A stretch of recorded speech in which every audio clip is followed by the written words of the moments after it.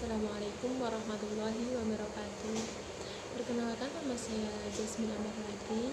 Di sini saya akan sedikit menjelaskan pengertian tentang konseling. Konseling adalah suatu proses atau suatu bentuk pemberian bantuan kepada konseli dari konselor supaya terpecahkannya atau terselesaikannya masalah konseli. Masalah konseli bisa berupa masalah internal maupun masalah eksternal.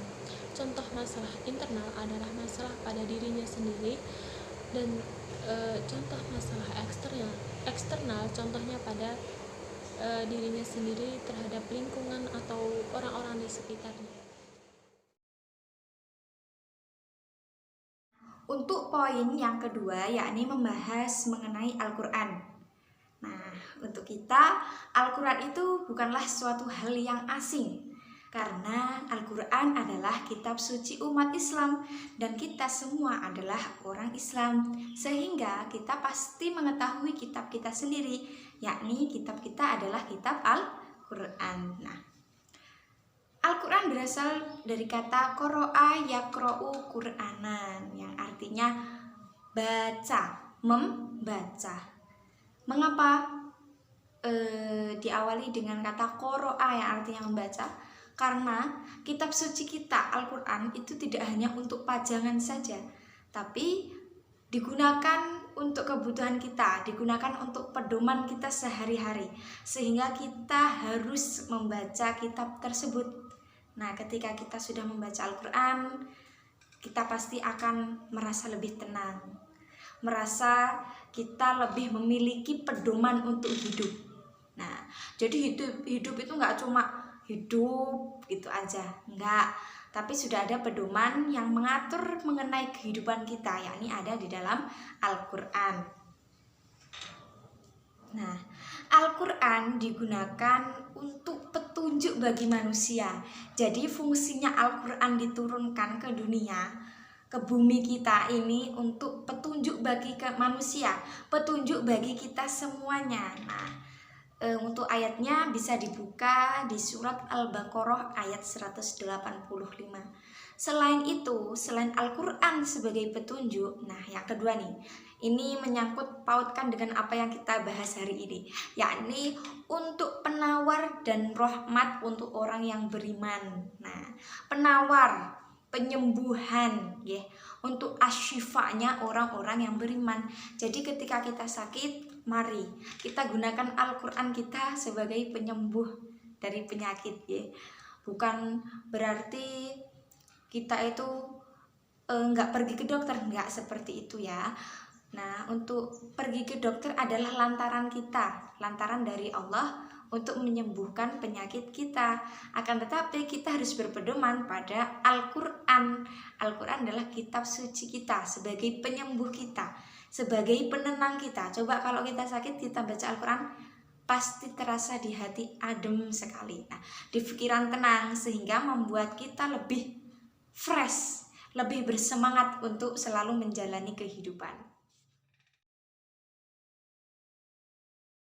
Untuk materi yang selanjutnya, ya ini konseling Qurani. Kita mulai masuk ke inti dari tema pembahasan ini, ya ini konseling yang dilakukan dengan menggunakan media Al-Quran. Jadi kita menggunakan media Al-Quran dalam proses konseling berlangsung.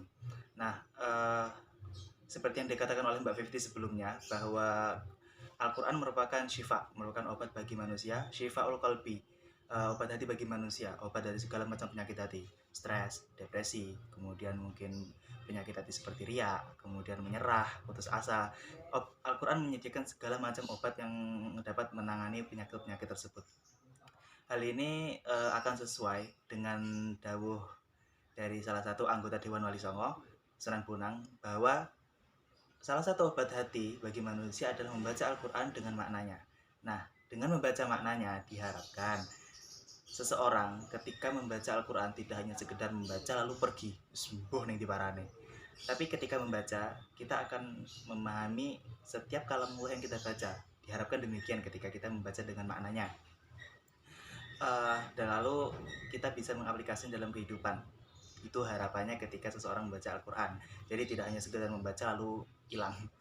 Lalu dalam melakukan konseling Al-Quran tentu akan menjadi sangat terhambat, akan menjadi sangat terganggu, bahkan mungkin bisa saja tidak bisa terlaksana jika si klien ini orangnya gagap terhadap Al-Quran.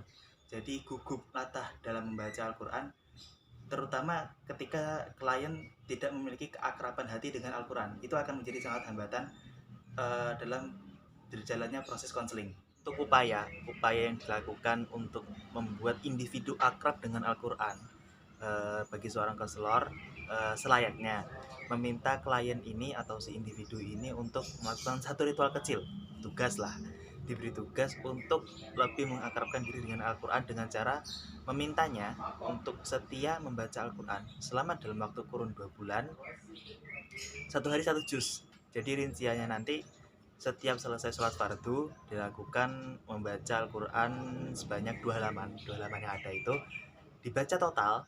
Jadi nanti ketika sholat fardu selesai lengkap 5 waktu, khatam juga 1 juz. Jadi nanti selesainya 2 kali khatam.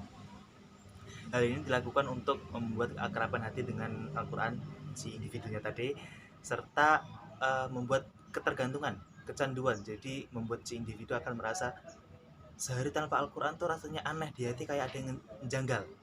Nah itu menciptakan perasaan seperti itu kepada individu. Tugas seorang konselor juga salah satu manfaatnya untuk menciptakan ini yang tadinya semuanya gagap, lidahnya gagap dalam membaca ayat-ayat Al-Quran, gugup, latah, atau mungkin bahkan nggak bisa, menjadi lancar dan enak gitu ketika dibaca. Jadi menjadi terasa nyaman. Dan juga dalam waktu kurun 2 bulan itu juga si klien ini diminta untuk membaca Al-Quran dengan maknanya, dengan artinya, terjemahnya setiap usai subuh. Diusahakan selesai sholat subuh plek langsung baca Al-Quran serta maknanya, artinya, terjemahnya itu tadi. Diharapkan dengan membaca maknanya bisa menjadi beban hati dan bisa menambah pemahaman si klien, si individu tentang kehidupan. Dan juga ini merupakan satu seperti yang tadi saya jelaskan ya, merupakan obat hati seperti yang digaungkan oleh Dewan Wali. Nah, dalam kurun waktu 2 bulan itu juga si klien ini, si individu ini diminta untuk sering bertatap muka atau bertemu dengan konselor untuk berdiskusi tentang Al-Quran. Jadi nanti metodenya klien dan konselor nih ketemuan, tatap muka, kemudian klien diminta untuk membuka Al-Quran secara spontan, baca 2 halaman penuh beserta artinya, kemudian berdiskusi dengan konselor tentang apa yang telah dibaca klien untuk menemukan solusi dari masalah yang dialami klien, apapun itu, seperti yang dikatakan Mbak Jasmine sebelumnya, seperti mungkin dalam hal internal, mungkin dia mengalami stres atau depresi, atau sedang dalam fase menyerah dalam usaha, atau mungkin putus cinta, atau mungkin faktor eksternal, dia mengalami gejala dengan sosialnya, mungkin masyarakat di lingkungannya, atau mungkin sedang musuhan dengan temannya, atau dia sedang dikucilkan. Al-Quran akan memberi banyak solusi di dalamnya dengan syarat satu, mau membaca dan mau belajar. Udah, itu aja sih sebenarnya syarat dalam konseling Quran. Jadi klien mendiskusikan dengan konselor ayat dan makna yang sudah dibaca di hadapan konselor, berdiskusi bersama, menemukan solusi, dan kemudian dari semua ini harapannya sudah lancar dalam membaca Al-Quran, sudah baik dalam membaca arti terjemahan, baik juga dalam memahami makna. Diharapkan kedepannya ketika ada masalah lagi, konselor dapat menyelesaikan apapun permasalahan yang akan dihadapinya nanti bersama dengan Al-Quran. Jadi tidak melulu bergantung kepada orang lain, tapi memanfaatkan Al-Quran sebaik mungkin sebagai pedoman hidup. Demikian dari kelompok kami. Mungkin banyak salahnya, kami mohon maaf. Banyak kurangnya kami juga minta maaf. Kalau banyak lebihnya diterima aja, itu kan berkah, anugerah. Oke, sekian. Assalamualaikum warahmatullahi wabarakatuh.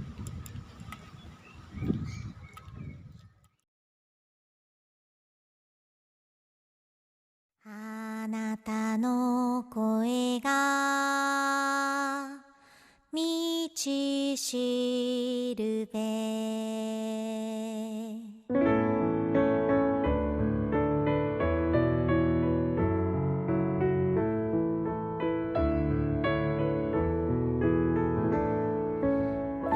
一羽の鳥が鳴いている